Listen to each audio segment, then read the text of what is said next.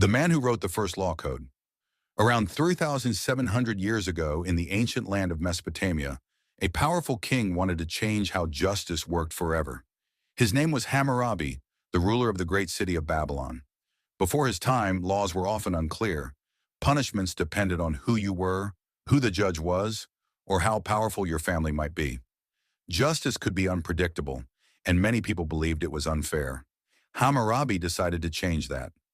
Around 1754 BC, he created one of the earliest known written sets of laws in human history, known today as the Code of Hammurabi.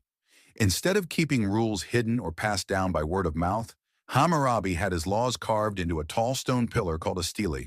This stone stood in a public place so everyone could see the rules that governed the land. The code contained 282 laws covering nearly every part of daily life. It included rules about trade, property, marriage, family, wages, theft, and even medical practice. For example, if a builder constructed a house that collapsed and killed the owner, the builder could be sentenced to death. If a doctor performed surgery and the patient died, the doctor could lose his hands. Many of these punishments followed the famous principle, an eye for an eye, a tooth for a tooth. The idea was that punishment should match the crime. However, the laws were not always equal. Punishments could vary depending on a person's social status. Nobles, commoners, and enslaved people were often treated differently under the same law. Even so, the code was revolutionary because it introduced the idea that laws should be written and known by everyone. At the top of the stone stele, there was an image of Hammurabi standing before the sun god Shamash, who was believed to grant him the authority to rule and judge fairly. This symbol showed that the laws were not just the king's orders, they were believed to come from divine justice.